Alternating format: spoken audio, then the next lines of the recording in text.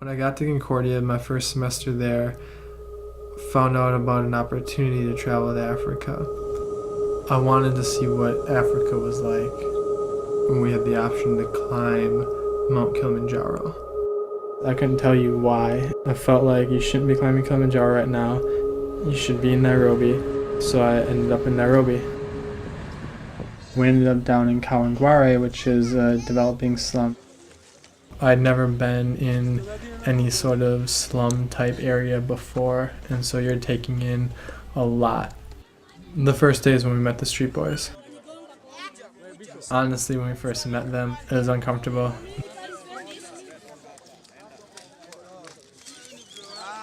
They live on the streets. Anything that they own, they have on them. And those clothes are torn and raggedy, and they eat what they can find.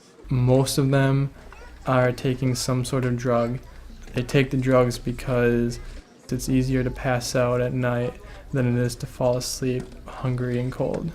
There's no safety, there's no hope to get out of it. A lot of churches don't really want them around. We ended up at a church that was a bit different. There are a group of young men who grew up in similar situations as the street children.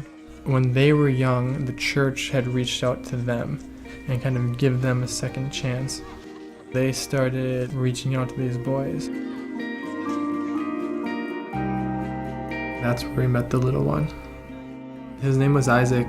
He was a little 11-year-old boy in this dirty red hooded sweatshirt. He was shy, he wouldn't look you in the eye.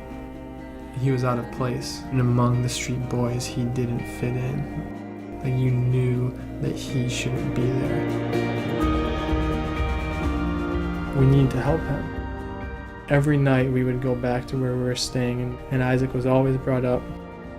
We went to the church and started talking with the elders and the pastor and young men that were working with the boys. We all decided that if he could get put into a boarding school, that would be the best option.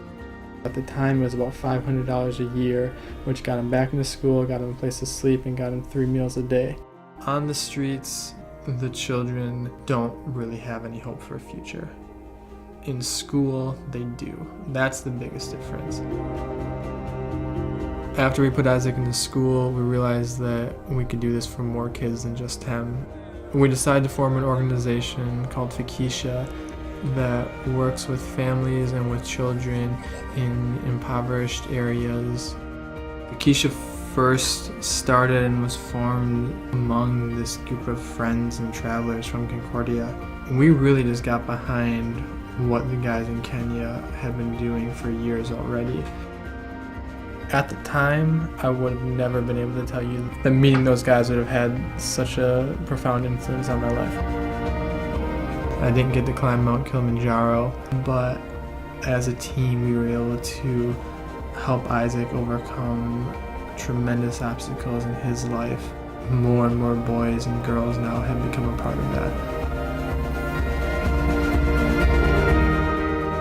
There's really not a limit to where this can go.